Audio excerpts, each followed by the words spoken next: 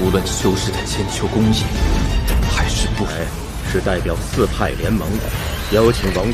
Hello guys, how are you doing. So जैसा कि हमने लास्ट एपिसोड के अंदर देखा था कि मास्टर जाओ वू ताई के डिसाइबल ने अब वांग लिन के साथ में पंगा ले लिया था और वांग लिन ने उसे काफ़ी बुरे तरीके से पीट के वहाँ से भेज भी दिया था। इसी के साथ इस एपिसोड की स्टार्ट होती है और हमें देखने के लिए मिलता है कि जाओ वू ताई के सामने उसका प्यारा डिसाइबल खड़ा था। जाओ वू ताई जैसे जैसे अपने घर के बाहर से कदम निकाल रहा होता है, उसकी बॉडी के अंदर से काफ़ी सारी स्पिरिचुअल एनर्जी बाहर को निकल रही थी। बाकी सारे डिसाइबल्स ने उस लड़के को पकड़ रखा था और वो तुरंत ही भागते हुए जाता और कह रहा था कि मास्टर जल्दी से चलिए, मेरे साथ में एक बंदे ने मेरी नाताल रक्षा पावर को पूरे तरीके से ख़त्म कर दिया है, आपको मेरे साथ चलना ही होगा मास्टर, मेरा बदला लेने के लिए। ये देखने के बाद तो उन्हें काफ़ी ज़्यादा गुस्सा आता है। हमें देखने के लिए मिलता है कि वो अपने हाथ में एक स्केल्टन हेड को समन करते हैं जिसके अंदर काफ़ी सारा डार्क ऑरा आसपास से जमा हो रहा था और वो तुरंत ही उसके फोरहेड के अंदर को मर्ज करते हैं, जिसके साथ ही अभी ये जो डिसाइबल होता है जिसको वो प्यार से फुआर पुकार रहे थे वो तुरंत ही यहाँ पर ब्लड वॉमिट करने लग गया था, क्योंकि अब उसकी नाताल रक्षा को पूरे तरीके से हील कर दिया जा चुका होता है। जिसके साथ अब मास्टर तुरंत ही उसको लेके खड़े हो जाते हैं और कह रहे थे कि खैर छोड़ो इन्हीं बातों को, कि आखिर मुझे बताओ कि इस जगह पर हुआ क्या है। तभी वो कह रहा था कि मैं असल में जा रहा था किसी काम से, लेकिन तभी मैंने यहाँ पर शूताओं को देखा अनएक्सपेक्टेडली। मुझे नहीं पता था कि यहाँ पर वो कुछ कर रहा है, जिसके चलते यहाँ पर उसने मुझे हर्ट किया। तो मैंने यहाँ पर पूरी कोशिश की उसको पकड़ने की, लेकिन मास्टर मुझे माफ़ कर दीजिएगा कि मैं उसे पकड़ नहीं पाया। ये सुनने के बाद वो दोनों ही डिसाइबल्स आपस में कुछ बात कर रहे थे, लेकिन तभी वो ये कहने लग जाता है कि मास्टर मुझे डर लग रहा है, इस बार मैं कुछ भी नहीं कर पाया हूँ। जिसके साथ ही वो ये कहने लग जाता है कि तुम श्योर हो कि आखिर तुमने जिस पर्सन को देखा था उसके पास में उसकी बॉडी के अंदर बिल्कुल भी स्पिरिचुअल एनर्जी मौजूद नहीं थी। तभी वो कहने लग जाता है कि हाँ वो एक मॉर्टल ही था जिसने मेरे ऊपर अटैक किया, और अगर आप मेरे साथ में चलेंगे तो आपको पूरे तरीके से रियलाइज़ हो जाएगा, और भला ऐसा होता ही ना तो मैं आपको बताता ही क्यों। जिसके साथ ही अब चारों ही लड़के एक दूसरे की तरफ को देख रहे थे और वो यहाँ पर ये सोच रहे होते हैं कि न जाने क्या चल रहा है। तभी अब मास्टर कहने लग जाते हैं कि छोड़ो मुझे अपने साथ में लेके चलो। अब तो यहाँ पर फुआर काफ़ी ज़्यादा खुश हो गया था और तुरंत यहाँ पर अपनी सोर्ड का इस्तेमाल कर रहा था वहाँ से जाने के लिए, लेकिन तभी वो ये कहने लग जाते हैं कि देखो काफ़ी वक्त हो गया है मैं तुम्हारे साथ में कोई भी वॉक पे नहीं गया हूँ, तो चलो ऐसे ही टहलते हुए चलते हैं। वो दोनों ही वहाँ से चलने लगे थे। फुआर तो अब काफ़ी खुश नज़र आ रहा होता है क्योंकि मास्टर उसका बदला जो लेने जा रहे हैं। बाकी सारे डिसाइबल्स उन्हें सेफ़ रहने का कह के ग्रीटिंग देते हैं और उसके बाद वो दोनों ही उस जगह को छोड़ के चले गए थे। लेकिन जैसे ही वो वहाँ से जाते हैं तभी ये सारे के सारे बुराइयाँ करना शुरू हो गए थे और कह रहे होते हैं कि मास्टर तो जूनियर ब्रदर को बचपन से ही बहुत ही ज़्यादा प्यार करते हैं, चाइल्डहुड से लेके अडल्टहुड तक। अगर वो किसी भी प्रॉब्लम में कभी भी फंसे हैं तो उन्होंने हमेशा उसका साथ दिया है, इमीडिएटली उसकी हेल्प के लिए वो जाते रहे। उन्होंने तो अभी तक कभी भी उसे रिफ्यूज़ ही नहीं किया है, वो कितनी बार ही हेल्प के लिए क्यों ना जाए। तभी वो दूसरा बंदा कह रहा था कि हाँ मास्टर, लेकिन फिर भी मुझे जूनियर ब्रदर की बातों में आधी सच्चाई नज़र आ रही है, क्या पता इस बार उन्होंने किसको फंसा लिया हो। जिसके साथ ही वो अब उसकी बुराई करते हुए ये कह रहे थे कि न जाने इस बार किस बंदे ने उन्हें ऑफेंड कर दिया और न जाने कौन सा डिसाइबल है जिसकी शामत इस बार आई है। क्योंकि यहाँ पर अगर कोई भी पर्सन होगा नॉर्मली तो वो इतनी आसानी से ब्रदर की नाताल रक्षा को तो बिल्कुल भी ब्रेक नहीं कर सकता। इसका मतलब कुछ ना कुछ तो ज़रूर से ही हुआ है। जिसके साथ ही वो दूसरा लड़का कह रहा था कि हाँ मुझे भी यही लग रहा है कि ये पर्सन ज़रूर से ही कुछ ना कुछ पावर को अपने अंदर कैरी करता है। कि खैर जो भी हो, फोर फैक्शन के अंदर से तो कोई भी उसे इतनी आसानी से ऑफेंड नहीं करेगा। जिसके साथ ही अब वो ये कहने लग जाते हैं कि मुझे तो ये लग रहा है कि शायद से ये जी दानकी ने किया होगा, क्योंकि उसका साथ में भी इसका चलता रहता है। इसके अलावा वो एक बंदे के बारे में और बात कर रहे थे और कह रहे थे कि इवन युआन यिन की भी ऐसा भी नहीं कर सकता है। मुझे तो इसके बारे में कुछ भी नहीं समझ आ रहा। जिसके साथ ही हमें देखने के लिए मिलता है कि ये दोनों ही अब ह्यूमन स्ट्रीट पे होते हुए जा रहे थे और दोनों ही आपस में बातें कर रहे होते हैं। तभी यहाँ पर अफवार ये सोचने लग जाता है कि मुझे यहाँ पर उस पर्सन की डेथ का इंतज़ार रहेगा, उसके लिए तो मैं अलग से बरियल प्लेस ढूंढूंगा। तभी यहाँ पर एक बंदे की आवाज़ आती है जो कि कोई शुगर कैंडीज़ को बेच रहा होता है। तो मास्टर की नज़र उन शुगर कैंडीज़ पे पड़ जाती है और साथ ही फुआर की भी। मास्टर वहाँ चले गए थे तो फुआर भी उनके पीछे पीछे जा रहा था। था। जिसके बाद मास्टर शॉप ओनर से इन कैंडीज़ का प्राइस पूछते हैं और फिर तुरंत ही एक कैंडी को वो ख़रीद लेते हैं पैसे देने के बाद, और कह रहे थे कि वैसे तुम्हें याद है तुम्हारी बर्थ का मंथ जो था, और फिर उस ईयर के बारे में बात करते हुए कह रहे थे कि देखो उस हिसाब से मैंने इस चीज़ को तुम्हारे लिए चूज़ किया है। तुरंत ही वो उस कैंडी को देते हुए पूछने लगे थे कि क्या तुम्हें पसंद आई। तभी वो यहाँ पे थोड़ा इमोशनल होके कहता है कि अच्छी लगी। जिसके बाद वो ये कहने लग जाते हैं कि जब मैंने तुम्हें पहली बार देखा था तब तुम कुछ बच्चों से ज़बरदस्ती फ़ाइट कर रहे थे, क्योंकि वो बच्चे तुम्हारे साथ में कैंडी को लेके फ़ाइट कर रहे थे। शायद से तुम उस बात को भूल गए होगे। तभी यहाँ पर वो ये कहने लग जाता है कि नहीं, मैं भला उस चीज़ को कैसे भूल सकता हूँ, और कह रहा था कि मैं और मेरे फादर दोनों ही काफ़ी बुरे हालात में थे, लेकिन आपने हमारी मदद की और अब तो वो डेड भी हो गए। ये सुनने के बाद यहाँ पर मास्टर उसको दिलासा देने लग जाते हैं और कह रहे थे कि खैर छोड़ो, अब तुम मुझे उस पर्सन के पास में लेके चलो जिसने तुम्हें इतने बुरे तरीके से हर्ट किया है। जिसके साथ ही वो दोनों ही कैंडी लेके चले गए थे। नेक्स्ट सीन में हमें दिखाया जाता है कि अब यहाँ पर शू ताओ खड़ा हुआ था और वांग लिन बैठा हुआ ड्रिंक कर रहा होता है। शू ताओ उसे कह रहा था कि सब कुछ जो हो रहा है वो रेंट्री पोर्ट नाम का चीज़ की वजह से हो रहा है। तभी वांग लिन कहता है कि आखिर ये चीज़ है क्या। तो वो ये बताने लग गया था कि यहाँ पर प्रिंस ने एक्सीडेंटली एक ट्रीज़र को ऑब्टेन कर लिया था जिसका नाम ये किन था, और अलायंस के रेगुलेशन के हिसाब से जो भी इसे ऑब्टेन करेगा वो काफ़ी ही ज़्यादा पावरफुल होने वाला था। लेकिन इसका तो उल्टा ही हो गया। वहाँ पे काफ़ी अच्छे तरीके से हमने उसे कैरी भी कर रखा था और उसे एक अच्छी जगह पर छिपा भी दिया था, लेकिन वहाँ पर जाओ वुताई आ गया अपने पूरे के पूरे लोगों को लेके, साथ ही उसने हमारे ऊपर अटैक कर दिया। सेक्ट के ऊपर डायरेक्टली उसने ढेर सारे लोगों के ऊपर अटैक किया। इवन हमारे जो मैजिस्ट्री थे उनके ऊपर भी अटैक किया, उनको भी ट्रैप कर लिया गया बिल्कुल टॉप पे, यानी कि उस जगह पे जहाँ वो ट्रीजर रखा था। और कह रहा होता है कि वो भी डेथ को नकार ना सके। इसके अलावा ये कह रहा था कि वो मॉन्क जो कि सालों से हमारे साथ जुड़े हुए थे उन सभी ने भी रिट्रीट कर लिया, मतलब कि वो भी वहाँ से छोड़ के चले गए, और उसके बाद मेरे पास कोई चॉइस ही नहीं बची। इसके वजह से मैं आपके पास आ गया।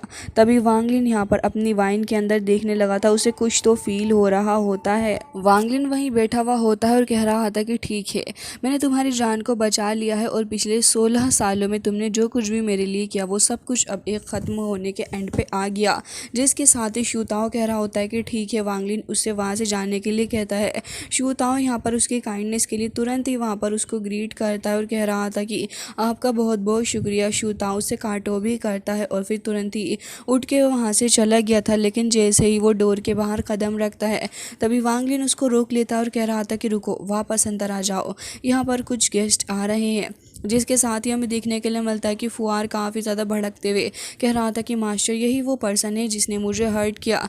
तभी हमें देखने के लिए मिलता है कि वो वांग लिन की तरफ को देखता है और जैसे ही वो यहाँ पर रखे हुए उन स्टेचूज़ को देखता है तभी यहाँ पर उसे समझ में आ गया था कि वांग लिन कोई नॉर्मल पर्सन नहीं है, क्योंकि यहाँ पर वाइट क्लाउड सेक्ट के दोनों ही बड़े एल्डर्स के स्टेचूज़ यहाँ मौजूद थे। जिसके साथ ही अब यहाँ पर वो अपनी हेड उतार के वांग लिन के सामने ही बैठ गया था, क्योंकि वांग लिन ड्रिंक कर रहा होता है। तो वो भी पूछने लगा था कि ब्रदर आखिर आप कौन सी ड्रिंक कर रहे हैं। ये देखने के बाद तो यहाँ पर फुआर भी हैरान था और साथ ही वांग लिन का साथ ही शू ताओ भी। जिसके साथ वांग लिन तुरंत ही जार उसकी तरफ को कर देता है। वो ड्रिंक लेके पीने लग गया था और उसे काफ़ी ज़्यादा इंजॉय करते हुए कहता है कि ये तो बहुत ही ज़्यादा अच्छी है। तो वांग लिन उसे कहने लग जाता है कि अगर ये इतनी ज़्यादा अच्छी है तो फिर रिमेनिंग हाफ पोर्ट जो बचा हुआ है उसे तुम ही रख लो। ये सुनने के बाद तो वो हंसने लग जाता है और एक बार फिर से ड्रिंक को निकाल कर पीता और कह रहा था कि ब्रदर ताओइस्ट, आपका वाकई में जो लेवल है वो मुझसे काफ़ी ज़्यादा हाई है। अब वो वांग लिन को समझ गया था और कह रहा होता है कि आप मॉर्टल वर्ल्ड के अंदर ट्रांसफॉर्म होने के लिए आए, मैं आपकी इस चीज़ को एडमायर करता हूँ। वांग लिन उसे ज़्यादा मुँह नहीं लगा रहा होता और यहाँ पर अब वही ज़बरदस्ती वांग लिन से बातें करे जा रहा होता है और वांग लिन उससे कह रहा था कि खैर जो कुछ भी हो, तुम्हारे डिसाइबल ने जो भी किया उसका यहाँ पर उसे इफ़ेक्ट मिल गया है। इसके अलावा अब तुम्हें दूसरों से जलने की कोई ज़रूरत नहीं है। तभी वो यहाँ पर ऐसे बिहेव करने लगा था जैसे कि वो यहाँ पर बिल्कुल भी खफा नहीं है इस बात के ऊपर, और कह रहा था कि वैसे यहाँ पर काफ़ी कम लोग ऐसे देखे हैं मैंने जो कि यहाँ पर अपने आप को गॉड के अंदर ट्रांसफॉर्म कर पाए हैं इस लेवल पे आने के बाद, लेकिन आपसे मुझे लग रहा है कि आप इसे कर सकते हैं। लेकिन साथ ही वो ये भी कहने लग जाता है कि चलो क्यों ना कंपेयर करके देखें कि आखिर आप में से और मुझ में से कौन पहले इसको करके देखता है। जिसके साथ ही अब वो यहाँ पर तारीफ़ करने लगा था वांग लिन की और कह रहा होता है कि चलो देखते हैं कि कौन पहले ट्रांसफॉर्मेशन को हासिल करता है। जिसके साथ ही अब वो वांग लिन के साथ में चेयर भी करना चाह रहा होता है और तभी हमें देखने के लिए मिलता है कि दोनों ही उसके कॉन्शियस वर्ल्ड के अंदर आ चुके थे, जहाँ पे उसकी बॉडी के अंदर से काफ़ी सारा वाइट फ्लेम बाहर को निकल रहा था। तभी हम देखते हैं कि वांग लिन भी उससे कह रहा होता है कि मैं इसी बात से डरता हूँ कि शायद इस बार में आपके साथ में कंपेयर नहीं कर सकता। और वांग लिन ये भी कह रहा होता है कि आपने जो कुछ भी कहा वो दूसरों के लिए हार्मफुल हो सकता है। और वांग लिन के अंदर से भी काफ़ी सारा डार्क ऑरा बाहर को निकल के आ रहा था। लेकिन अभी भी जाओ वो ताए हंसने लग जाता और कह रहा था कि ब्रदर, मैंने एक्सपेक्ट नहीं किया था कि आपके जैसा दोस्त मुझे इस जगह पर मिलेगा। वाकई में मैं आपसे काफ़ी ज़्यादा इम्प्रेस हुआ। मुझे ये नहीं पता कि आपका नाम क्या है। तभी वांग लिन उसे कह रहा होता है कि मेरा नाम वांग लिन है। जिसके साथ ही वो ये कहने लग जाता है कि वैसे अगर आपको 100 साल दे दिए जाएँ तो डेफिनेटली आप एक गॉड के अंदर ट्रांसफॉर्म कर सकते हैं। और मैं एडवांस के अंदर आपको इस तरीके से कॉन्ग्रेचुलेट भी करना चाहूँगा। दोनों का ही और आपस में ऐसे ही टकरा रहा होता है और वांग लिन लगातार उसको इग्नोर करने की कोशिश कर रहा था और कह रहा होता है कि वैसे ही बंदा यहाँ पर आ गया। हालांकि वो भी वांग लिन को काफ़ी ज़्यादा तिरछी नज़रों से देख रहा होता है और कह रहा था कि अगर ये यहाँ पर 100 ईयर के अंदर भी रीइंकारनेट नहीं कर पाया फिर भी यहाँ पर ये रियलाइज़ तो कर ही लेगा। और कह रहा होता है कि वैसे मैं खुश हूँ आपके लिए। लेकिन तभी यहाँ पर वांग लिन उसकी बात को काटते हुए ये कहने लग जाता है कि ब्रदर, मुझे लग रहा है कि बहुत ही ज़्यादा जल्दी आप मुझे कॉन्ग्रेचुलेट कर रहे हो और में से भी मेरे पॉइंट ऑफ व्यू से देखा जाए तो अभी मुझे काफ़ी ज़्यादा वक्त लग जाएगा एक गॉड बनने के लिए। तो उम्मीद करता हूँ कि आप मुझे इतनी जल्दी तो यहाँ पर कॉन्ग्रेचुलेट नहीं करेंगे। साथ ही अब वांग लिन उसे ताना भी मार देता और कह रहा था कि मेरी और आपकी बात छोड़िए, आपका ये जो डिसाइबल खड़ा है मैं इसे देखकर मैं पक्के तौर पे बता सकता हूँ भले ही कुछ भी हो लेकिन आने वाले 100 सालों के अंदर ये मारा जाएगा। तुरंत ही वांग लिन अपना कप वहाँ पटक देता है और यहाँ पर दोनों का ही और आपस में टकराने लगा था और आसपास सारी रखे हुए स्टेचूज़ वगैरह मूव करने लग जाते हैं और यहाँ की सिचुएशन काफ़ी ज़्यादा ख़राब हो चुकी थी। जिसके बाद अब हमें देखने के लिए मिलता है कि वांग लिन की बातें उसके ऊपर काफ़ी ज़्यादा बुरा असर भी डालती हैं। और साथ ही यहाँ पर शू ताओ भी खड़ा था जो कि वांग लिन को देख के ये कह रहा होता है कि वांग लिन कितना ज़्यादा शार्प बोलता है। इसे देखने के बाद तो जू ताओ वाकई में काफ़ी ज़्यादा गुस्सा हो गया है, लेकिन मैं यहाँ पर क्या कर सकता हूँ। साथ ही हमें देखने के लिए मिलता है कि अब जाओ वो ताए जो था वो यहाँ पर ये कह रहा होता है कि आखिर इसने कैसे मेरे और फुआर के बीच के मास्टर एंड फादर और साथ ही मास्टर एंड डिसाइबल के इस रिलेशनशिप को समझ लिया। ये तो काफ़ी ज़्यादा अलग है। साथ ही वांग लिन को देखते हैं जो कि एकदम ही रिलैक्स्ड होकर उसके सामने बैठा हुआ था और वो ये समझ जाता है कि यहाँ पर ये जो बंदा है वांग लिन ये बहुत ही ज़्यादा ख़तरनाक पर्सन है। और वो ये कहने लग जाता है कि वैसे तो यहाँ पर इसकी मास्टर और मेरी डिसाइबल की जो रिलेशनशिप है वो अंडरस्टैंडिंग के ऊपर बेस्ड है, लेकिन फिर भी इसने मेरे थॉट्स के थ्रू देख लिया। मेरा लव जो है फुआर के प्रति वो ये सब कुछ समझ गया है। इसके अलावा वो यहाँ पे अपने मास्टर और डिसाइबल के बीच के बारे में भी बात करता और कह रहा था कि मैं इसके साथ में मिलकर अपने मास्टर और डिसाइबल के रियल्म के अंदर एंटर करना चाहता था। साथ ही वो ये भी बता रहा होता है और इसी के थ्रू मैं यहाँ पर अपने आर्टिस्टिक कॉन्सेप्शन को भी रियलाइज़ कर सकता था। जिसके साथ ही वांग लिन उसे अभी भी ऐसे ही देख रहा होता है। वांग लिन की आंखों में बिल्कुल भी डर इस बंदे का नज़र नहीं आ रहा था, जिसके चलते ये बंदा समझ जाता है कि अभी फ़िलहाल इसे यहाँ पे चुप ही रहना चाहिए। और यहाँ पर दोनों ही अपनी अपनी एनर्जी को रिलीज़ कर रहे होते हैं। जिसके साथ ही यहाँ पर हमें देखने के लिए मिलता है कि अब वो बंदा वांग लिन की शक्ल को देख रहा था और कह रहा होता है कि मुझे यहाँ से उठ के चले जाना चाहिए। वांग लिन उसे गुस्से से घूरता है तो वो खुद ही उठ गया था और अब यहाँ पर तुरंत ही शू ताओ की तरफ को देखता है और उसकी तरफ को देखते हुए वो काफ़ी अनएक्सपेक्टेड सी चीज़ कह देता है। वो यहाँ पर ये कह रहा था कि ठीक है, अब से जो भी मैटर है तुम्हारा और मेरा मैं इसे ख़त्म कर दूंगा। 3 दिन के अंदर यू रिंग को हमारी टेम्पल के अंदर भेज दो और मैं इस मैटर को उसी पॉइंट पे ख़त्म करूँगा। ये सुनने के बाद तो यहाँ पर शू ताओ बहुत ही ज़्यादा हैरान था और साथ ही यहाँ पर जाओ वो ताए तुरंत ही वहाँ से चला जाता है। उसके पीछे पीछे यहाँ पर उसका डिसाइबल भी भाग रहा था क्योंकि उसे भी कुछ नहीं समझ आ रहा होता कि आखिर जाओ वो ताए ये सब कुछ क्या कह रहा है और कह रहा था कि आखिर कैसे ये सब कुछ हो सकता है। लेकिन उसने वांग लिन की ये बात भी सुन ली थी कि जो तुम्हारा डिसाइबल है ये 100 सालों के अंदर ही मारा जाएगा, वो भी एक अटैक से। जिसके साथ ही यहाँ पर वो सारी बातें उसे बहुत ही ज़्यादा डिप्रेस्ड फील करवा रही होती हैं। वो बहुत ही ज़्यादा उदास था और ऐसे ही चलते चलते वो टकरा जाता है अपने मास्टर से भी। जिसके साथ जाओ वू ताओ को समझ में आ गया था कि यहाँ पर इसका जो डिसाइबल है अब वांग लिन की बातें सुनने के बाद बहुत ही ज़्यादा हताश हो गया था और कह रहा होता है कि फुआर तुम इसके बारे में इतना क्यों सोच रहे हो, मैंने तुमसे कहा ना कि सब कुछ ठीक रहेगा। जिसके साथ ही वो ये कहने लग जाता है कि हाँ मुझे आपकी बात के ऊपर पूरा भरोसा है, और फिर तुरंत ही वहाँ से उदास होते हुए चला जाता है क्योंकि वांग लिन ने ये बात इतने ज़्यादा स्ट्रॉन्ग बिलीफ के साथ कही थी कि आखिर बिलीफ तो होना बनता ही था। जिसके साथ ही अब यहाँ पर ये बंदा भी वांग लिन के बारे में ही सोच रहा होता है। हालांकि शू ताओ को देखते हैं जो कि अब इन लोगों से ज़्यादा तो वांग लिन से घबरा रहा होता है और कह रहा था कि मिस्टर वांग तो वाकई में बहुत ही ज़्यादा पावरफुल है। बायून सेक्ट के जो मोंग थे उन सभी ने अपने आप को तुरंत ही इस मैटर से पीछे हटा लिया। सभी इतने ज़्यादा घबरा गए, इवन उसकी वजह से तो हमारा जो सेक्ट लीडर है वो भी अपने आप को पूरे तरीके से कैद कर चुका है और वो भी बाहर आने का नाम नहीं ले रहा क्योंकि उसको खुद जाओ वू ताई से डर लगता है। लेकिन सिर्फ मिस्टर वांग के कुछ वर्ड्स कहने भर से ही जाओ वू ताई पीछे हट गया। आखिर ये कैसे पॉसिबल है। जिसके बाद वांग लिन अब जाओ वू ताई की तरफ को देख रहा था और साथ ही वाइट क्लाउड सेक्ट के उन दोनों स्टेचूज़ को भी देख रहा होता है जो कि वांग लिन ने बनाए थे। अब उसके बाद वांग लिन थोड़ा सोच में पड़ गया था और कुछ सीरियस लग रहा होता है। वो यहाँ पे ओल्ड मैन का स्टेचू बना रहा था और कह रहा होता है कि मेरा आर्टिस्टिक कॉन्सेप्शन जो है आखिर ये कब तक मुझे रियलाइज़ होगा। वांग लिन इसके बारे में सोच ही रहा था। हालांकि ऐसा ही करते हुए अब काफ़ी ज़्यादा वक्त निकल जाता है। जिसके बाद अब डायरेक्ट हमें 6 साल बाद का सीन दिखाया जाता है जहाँ पर वांग लिन अब थोड़ा बूढ़ा हो चुका था और वो यहाँ पर दानियों के घर में आया हुआ होता है। जिसके साथ ही अब हमें देखने के लिए मिलता है कि वांग लिन काफ़ी ज़्यादा सैड होते हुए दानियों के घर के अंदर एंटर कर रहा था। असल में दानियों के फादर की डेथ हो गई थी। सारे ही विलेजर्स वांग लिन को ग्रीट कर रहे होते हैं और इतनी देर में जैसे ही दानियों देखता है कि अब वांग लिन आ गया तो अपनी मदर को उठा के तुरंत ही वांग लिन के पास को लेके जाता है। तभी यहाँ पर वो वांग लिन को ग्रीट करती है और बाकी सारे लोग भी वांग लिन को ग्रीट कर रहे थे। वांग लिन इससे मना करता है और फिर उसके बाद तुरंत ही अब वो देखने लगा था दानियों के फादर की डेड बॉडी को जो कि ऐसे ही पड़ी हुई थी। वांग लिन को यहाँ पे बहुत ज़्यादा बुरा लग रहा होता है दानियों के फादर के लिए क्योंकि यहाँ पर वांग लिन के जो बॉन्ड बना था वो असल में दानियों के फादर से ही सबसे पहले बना होता है। दानियों के फादर जो कि एक बहुत ही ज़्यादा अच्छे इंसान थे, उन्होंने वांग लिन को बहुत ही ज़्यादा प्यार से रखा और उसके साथ एक बहुत ही अच्छा रिलेशनशिप मेंटेन किया था। पास्ट के सारे ही सालों के अंदर वांग लिन और उसका रिलेशनशिप एक काफ़ी डीप बॉन्ड ले चुका था। जिसके साथ ही वांग लिन को देखते हैं जो कि एक रेड एंड ब्लैक टाइप का फ्लावर उसके चेस्ट के ऊपर रख देता है।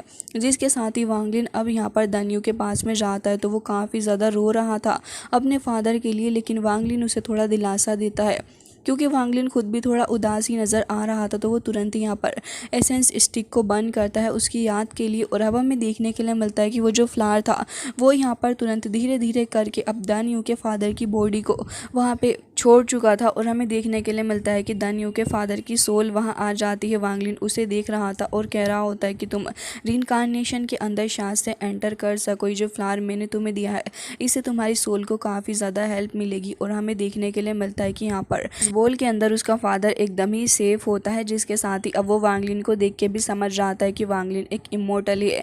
जिसके साथ अब वो धीरे धीरे करके वहाँ से फ्लाई करके जाने लग जाता है। तभी शाओनियो को देखते हैं जो कि अपने ग्रैंडपा को देख पा रहा था और वो काफ़ी ज़्यादा हैरान होता है अपने ग्रैंडपा को देख के। तभी वांग लिन यहाँ पर याद करता है कि कब वो यहाँ पर आया था और जब दानियो छोटा सा एक बच्चा हुआ करता था। लेकिन अब दानियो भी कितना ज़्यादा बड़ा हो गया है। वांग लिन के फादर की सोल तो वहाँ से गायब हो ही गई थी। लेकिन तभी हमें देखने के लिए मिलता है कि वांग लिन एक अजीब सी जगह पर आ जाता है। वांग लिन इससे पहले इस जगह पर कभी नहीं आया और उसे काफ़ी ज़्यादा अजीब भी फील हो रहा होता है। ये जगह अब तक सबसे ज़्यादा अजीब सी जगह थी। वांग लिन इधर आधर देख रहा होता है और समझने की कोशिश कर रहा था कि आखिर ये जगह है क्या। जिसके साथ ही वांग लिन उस जगह पर मौजूद ओरा को पकड़ने की कोशिश भी कर रहा था लेकिन वो उसके हाथ से बार बार छूट के जा रहा होता है। जिसके साथ ही अब वांग लिन इस चीज़ को देख रहा था। इस पाथ पे वो आगे बढ़ता है। यहाँ पर एनर्जी का एक चैनल टाइप ही चल रहा था। वांग लिन उसके साथ ही जा रहा होता है, उसके फ्लो में आगे बढ़ने की कोशिश कर रहा था। लेकिन तभी हमें यहाँ पर एक काफ़ी ज़्यादा पावरफुल एल्डर दिखाए जाते हैं और कह रहे थे कि तुम यहाँ पर रह के कितनी भी कोशिश कर लो लेकिन यहाँ पर रहने का कुछ भी फ़ायदा नहीं है क्योंकि तुम इस जगह के मेन सोर्स तक पहुँच ही नहीं सकते और वैसे भी यहाँ पर आने का तुम्हारा कोई फ़ायदा भी नहीं है। वो ये भी कहने लग जाते हैं कि तुम्हें इस बात को फॉलो नहीं करना चाहिए और ना ही इतना ज़्यादा लालची बनना चाहिए क्योंकि तुम कभी भी इस जगह के ओरिजिन तक नहीं पहुँच पाओगे क्योंकि तुम्हें इसमें मिलियंस ऑफ ईयर लग जाएंगे और इतने वक्त में तो तुम्हारी बॉडी भी ख़राब हो जाएगी, मतलब कि तुम्हारी डेथ हो जाएगी। अब वो वांग लिन को आगे एक्सप्लेन करते हुए ये कह रहे थे कि वैसे लाइफ एंड डेथ तो हर किसी के लिए ही आनी है, तुम्हारे लिए भी आएगी। और उसके बाद वो वांग लिन को देख रहे होते हैं और कह रहे थे कि आज तुम बहुत ही ज़्यादा लकी हो, क्योंकि आज मैं एक अच्छे मूड में हूँ, तो क्यों ना आज मैं तुमसे एक बात करूँ। अगर तुम इस अबंडेंट प्लेनेट से बाहर निकल के चले गए तो फिर तुम्हें अगले 100 सालों के अंदर वापस आके मुझसे मिलना होगा और मैं तुमसे वापस से मुलाकात करूँगा। जिसके बाद वो तुरंत यहाँ पर एक टेलीपोर्टेशन एरे के थ्रू काफ़ी ज़्यादा पावर वांग लिन की तरफ को भेजते हैं। जिसके बाद वांग लिन वापस से अपने इसी वर्ल्ड के अंदर आ गया था। वांग लिन को एक झटका सा लगता है और वांग लिन काफ़ी ज़्यादा हैरान होता है कि सडनली क्या हो गया था। तभी यहाँ पर वांग लिन ये कह रहा होता है कि अगर सीनियर तियान युनजी ने मेरे स्पिरिचुअल माइंड को डिस्ट्रॉय ना किया होता तो शायद से ही सब कुछ ना होता। वांग लिन को पसीने छूट रहे थे और कह रहा होता है कि मैं यहाँ पर डेफिनेटली उस मिस्टीरियस रीइंकार्नेशन के अंदर लॉस्ट होने वाला था। जिसके बाद अब हम ये देखते हैं कि वांग लिन एक बार फिर से वुड कर्विंग को देखने लगा था और अब फाइनली जाके उसने अपने उस लास्ट स्टेचू को भी कंप्लीट कर लिया था। जिसके बाद अब वांग लिन एक काफ़ी गहरी सांस लेता है और अगेन अपनी वुड कर्विंग को स्टार्ट करता है। वांग लिन की वुड कर्विंग ऐसे ही चल रही होती है, लेकिन सडनली यहाँ पर वांग लिन एक बार फिर से एक डार्क टाइप के कुछ गड्ढे के अंदर गिर जाता है। जिसके साथ ही वहाँ पर काफ़ी सारे फ्लावर्स वगैरह भी खिल रहे थे। यहाँ पर कुछ फिशेस वगैरह भी हमें दिखाई जाती है और यहाँ पर वांग लिन इस जगह में बिल्कुल ही पूरे डीप तरीके से खो चुका था। जिसके साथ ही वांग लिन को अपने सामने नज़र आता है कि ये जो स्टेचू है इसके अंदर से ही सारी पावर रिलीज़ हो रही थी और उसके अंदर ही वो खो गया होता है। लेकिन अब वांग लिन उस स्टेचू को देख के वहीं पे रख देता है। जिसके बाद हमें देखने के लिए मिलता है कि अब वाइट क्लाउड सेक्ट के तीनों स्टेचूज़ अब कंप्लीट हो चुके होते हैं और वांग लिन कह रहा था कि इसे करने में मुझे काफ़ी ज़्यादा वक्त लग गया और साथ ही वांग लिन यहाँ से चला जाता है। अब हमें देखने के लिए मिलता है कि वो बाहर जाने की कोशिश कर रहा था, लेकिन उससे पहले ही उसे अपनी अपीयरेंस को चेंज करना था और अब यहाँ पर बाहर आके खड़ा हो जाता है। जिसके साथ ही वांग लिन ये कह रहा होता है कि वैसे इस वर्ल्ड में रहना बहुत ही ज़्यादा अलग है। अब उसके बाद हमें वापस से कुछ वक्त बाद का सीन दिखाया जाता है, जहाँ पर वांग लिन अपनी विंडो खोल के देख रहा था। वो थोड़ा और ओल्ड हो चुका होता है और कह रहा था कि बीते कुछ वर्षों के अंदर दान यू ने अपनी शॉप को और भी ज़्यादा अच्छे से कर लिया। आसपास की सराउंडिंग भी थोड़ी बदल गई है। यहाँ आसपास ढेर सारी प्रोस्पेरिटी फैली हुई है और दान यू ने अपनी शॉप को और भी ज़्यादा ग्रैंड करके यहाँ पे काफ़ी सारे ब्लैक स्मिथ्स को भी हायर कर लिया है, जो कि यहाँ पर इस काम को करते हैं। और रही बात दान यू के बेटे की, तो वो तो हमेशा ही वांग लिन को परेशान करने के लिए आता। इवन वो ये कह रहा था कि मैं तो जाके ग्रैंडपा से वुड कार्विंग ही सीखूंगा, लेकिन तभी यहाँ पर वो उसके कान पकड़ के उसको खींच लेता है और कह रहा होता है कि अच्छा ग्रैंडपा भी काम कर रहे हैं, तुम्हें उन्हें डिस्टर्ब करने की कोई ज़रूरत नहीं है। ये सीन देखने के बाद तो वांग लिन को याद आ जाता है कि दान यू का जो फादर था वो भी दान यू को इसी तरीके से पीटा करता था। अब वांग लिन ये सब कुछ ऐसे ही याद कर रहा होता है और उसे बीते कुछ वक्त की याद आ गई थी। जिसके साथ ही दान यू देख लेता है कि वांग लिन यहाँ पर खड़ा है, तो वो वांग लिन से कह रहा होता है कि अंकल अब आप बहुत ही ज़्यादा ओल्ड हो गए हैं, इसलिए आज मैं आपको ड्रिंक नहीं दूंगा। तभी वांग लिन वहाँ से हंस के चला जाता है। ऐसे ही करते हुए थोड़ा और वक्त निकल गया था और वांग लिन अभी भी अपनी वुड कार्विंग के काम को चालू रखता है। कुछ और वक्त गुजर जाता है और अब यहाँ पर दान यू का बेटा और भी ज़्यादा बड़ा हो गया था और हमें देखने के लिए मिलता है कि वो अक्सर वांग लिन से वही वाली पिल छीन के भाग जाता है, जो कि वो पहले भी वांग लिन से लेके खाया करता था। इसके साथ ही अब यहाँ पर वांग लिन आगे जा रहा होता है उसको वही पिल देने के लिए, लेकिन इतनी ही देर में वाइट क्लाउड सेक्ट से यहाँ पर एक कल्टीवेटर आ जाता है। दान यू, उसकी वाइफ और साथ ही यहाँ पर उसका बेटा मौजूद था और हमें देखने के लिए मिलता है कि ये जो बंदा आया हुआ होता है असल में ये दान यू के बेटे को लेने के लिए आया था। जैसा कि हमने अभी कुछ वक्त पहले देखा था कि यहाँ पर जब दान यू के फादर की डेथ हुई थी तब वो अपने ग्रैंडपा की सोल को देख पा रहा था और उससे यहाँ पर बात करने की भी कोशिश कर रहा होता है। असल में यहाँ पर उसके अंदर कल्टीवेटर्स वाली बात है और वो बनता कुछ स्पेशल है, जिसके चलते दान यू और उसकी वाइफ ने डिसाइड किया है कि वो उसे कल्टीवेशन के इस पाथ पर भेजेंगे।